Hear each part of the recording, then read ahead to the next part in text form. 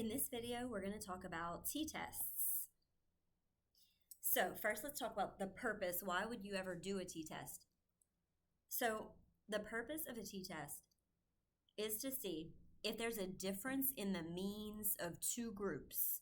So you have two groups, Group A and Group B, and you want to know if their means are different. Now, let me talk you through a scenario. And I'm going to pull up my little drawing board, draw something for you.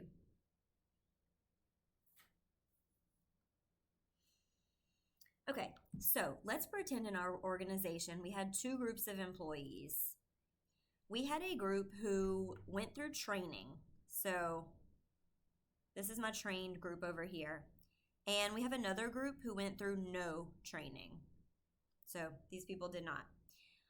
On our y-axis here, we're going to have their average performance rating.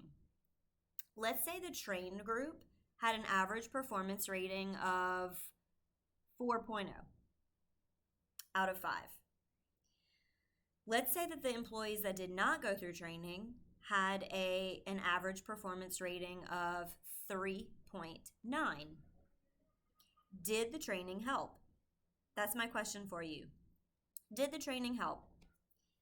It seems like the training group has a higher performance average than the non-trained group. But some of you might say, no, there's really not much of a difference here. And in this scenario, we would need to do a t-test. A t-test would tell us if that difference is considered significant, meaning if we took all of our employees and trained them, would their performance rating actually be higher versus if we did not train anyone? So is that difference that we see here significant enough for us to conclude that the training worked? So that really displays the purpose here, and this is how I used the t-test mostly in practice, was in training evaluation. So here, our independent variable would be considered nominal or categorical, but we have two groups only. So only two possibilities under that independent variable. Our dependent variable is quantitative. So technically it should be interval or ratio, but you could take ordinal data, make it numerical, and conduct a t-test that way. The values that you're going to pay attention to from your t-test is going to be your test statistic, as well as your p-value, and those are related to one another. The p-value is based on your test statistic. The p-value, we've talked about this in a previous video, the p-value tells you if there's a significant difference. So it simply tells you, yes, the means are significantly different or not. Okay, so there are a couple of different types of t-tests. The example I explained to you a minute ago, you would use what's called an independent t-test. And this is whenever you have two groups of people. There are different people in each group. So two unique groups of people. One person cannot be a member of both groups. So you would do what's called an independent t-test because your groups are independent of one another. A dependent t-test, on the other hand, this is more of whenever you have time 1 and time 2 data from the same group. So you just have one group of people, but you have a before measure and an after measure. In training evaluation, a lot of times this is the best approach. How do you think you would feel if a bunch of your employees were going through a training program to enhance their performance, but you were not given the opportunity to go through the training program? That would probably make you pretty upset. So what you can do from a training evaluation standpoint, you can measure your employees' performance ratings before the training, put them through the training, wait some time, several weeks or several months for the training knowledge to kick in, and then measure their performance again and do what's called a dependent t-test. That way it's more of a fair treatment for everyone, or an equal treatment for everyone.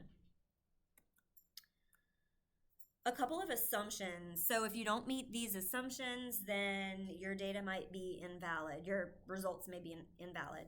You have to have a normal distribution in your data for your outcome variable. So remember that bell-shaped curve, most values kind of fall around the mean, but you have some higher values and some lower values as well.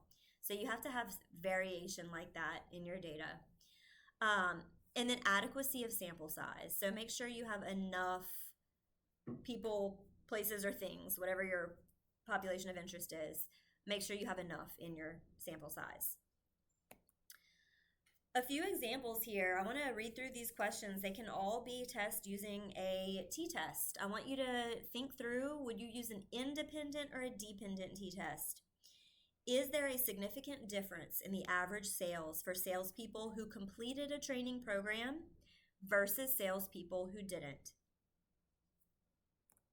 That would be an independent t-test because your two groups include different people that you are comparing.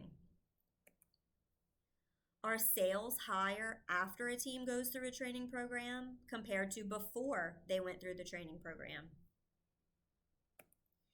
That would be a dependent t-test because you're looking at a measure at time point 1 versus time point 2 with the same group of people. Is production higher in a Louisiana plant versus a Mississippi plant? Well, assuming here you have different people working in the Louisiana plant and different people working in the Mississippi plant, you would do an independent t-test. Okay, so let's get into how you actually conduct a t-test. And the example that we are going to go with is an independent t-test. I feel like those are more common. However, a dependent t-test is very similar steps and similar interpretation of the results as well. So we'll talk about that when it comes. So one thing to note, before conducting a t-test, you have, in Excel at least, you have to first conduct an F-test. Now, it's really not difficult to conduct an F-test. You have to know if the variances of each of your groups are equal versus unequal. And your F-test is going to tell you that. So we're going to quickly do an F-test and then an independent t-test to figure out if there is a difference for the shows trust in me average based on the managers that went through training versus did not go through training. So first, let's do this F-test. We're going to click Data Analysis and then F-test to sample for variances. And then we'll interpret the results. So let's go into our data set. So what we're looking at is shows trust in me, right?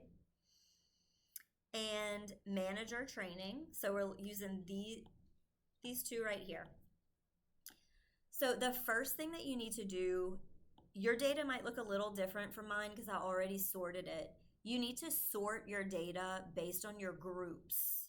So manager training, we have two groups, those that went through training and those that did not. The zeros did not, the ones did.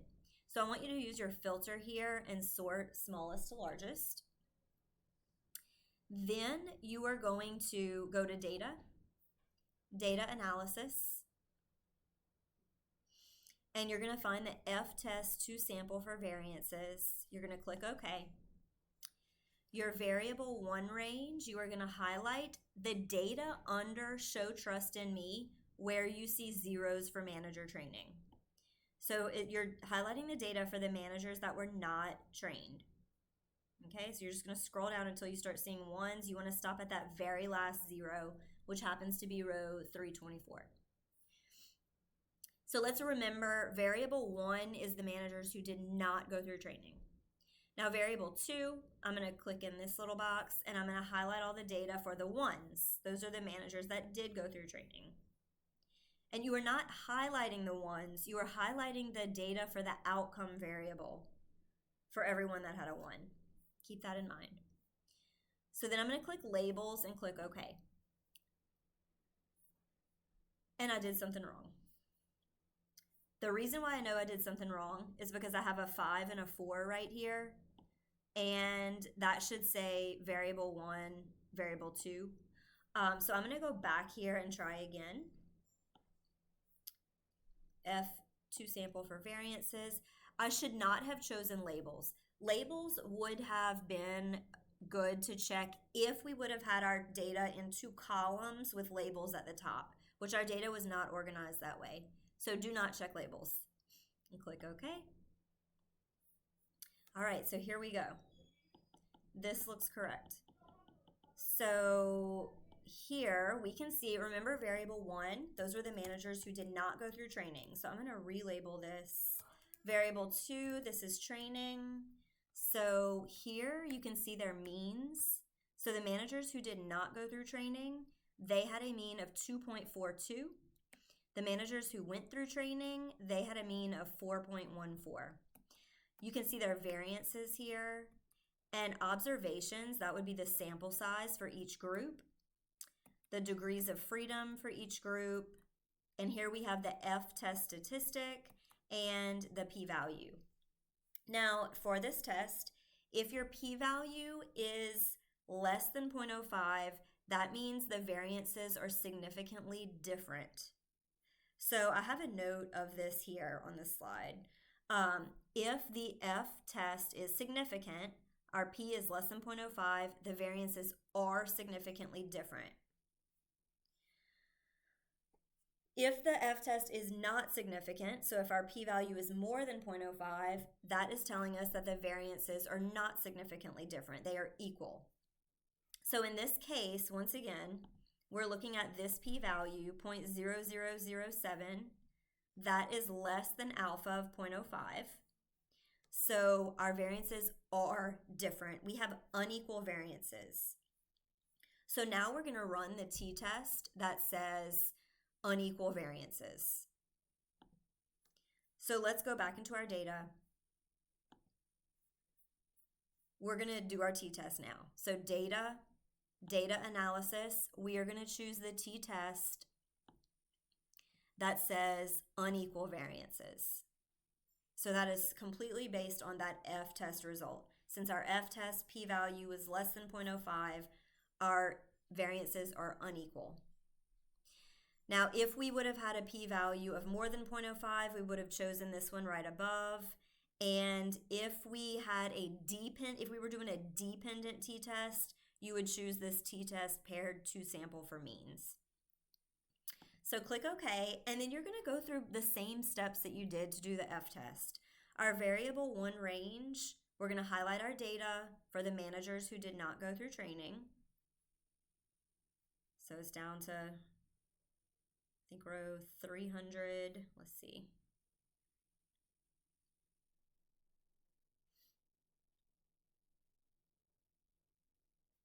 Went way too far. 324. And then variable 2 range, I'm highlighting the data for all those that had a 1 under manager training. There we go. Again, I'm not going to check labels. I'm going to click OK. So here is my data. So again, let's rename our variables. Variable 1 was no training. Variable 2 was trained. So we see our means here, we see the variances here, we see the observations here.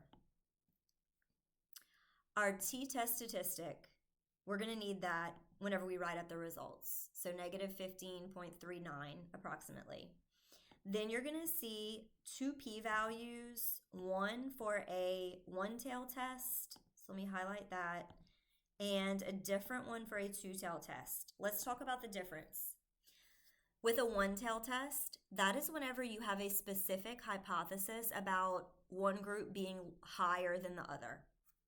So for this, I would say we do have a specific hypothesis. We would expect that those that went through training would have a higher performance average than those who did not.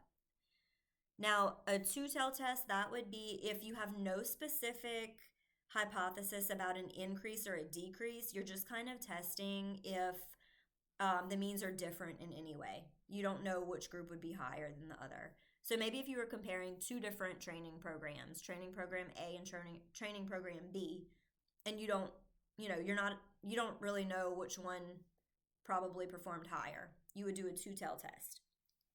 But we're doing a one-tail test here. Now we have this e to the negative 46.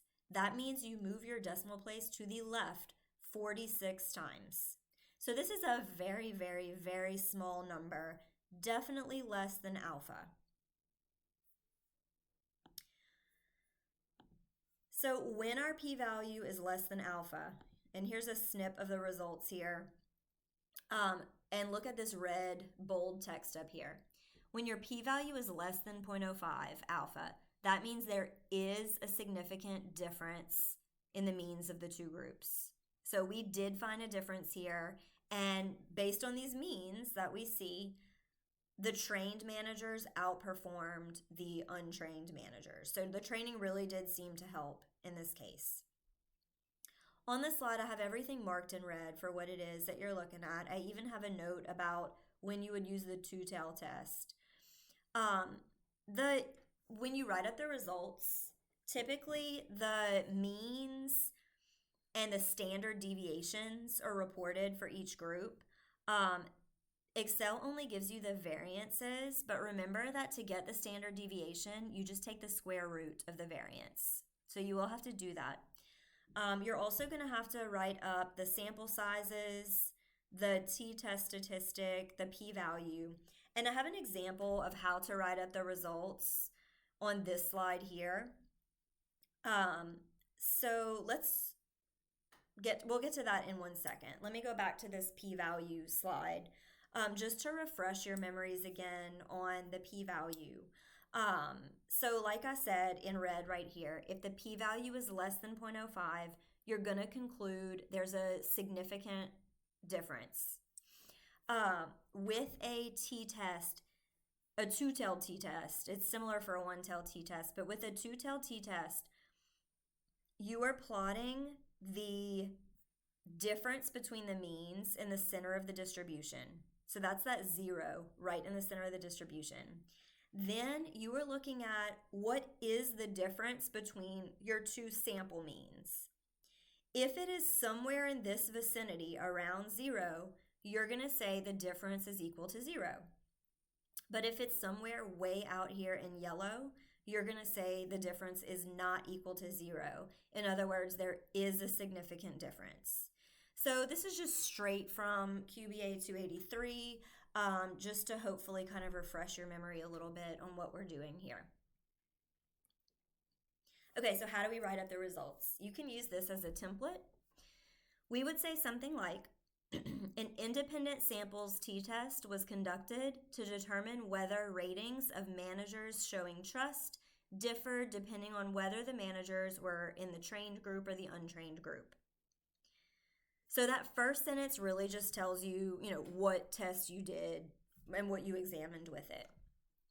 Then you get into the numbers and the finding.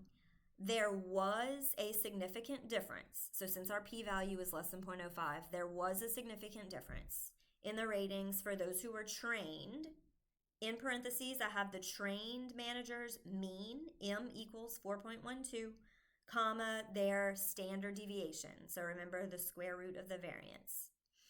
And those who were untrained, again, their mean, their standard deviation. Semicolon. T is in italicized.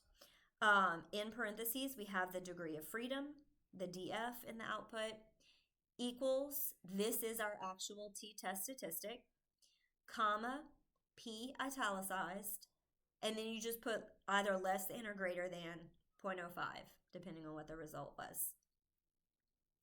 Now, if you were to do a dependent samples t-test, I have another just example that you can use here, but you write it up in a very similar way. There's really not much of a difference with how it would be written up. So that concludes our t-test video.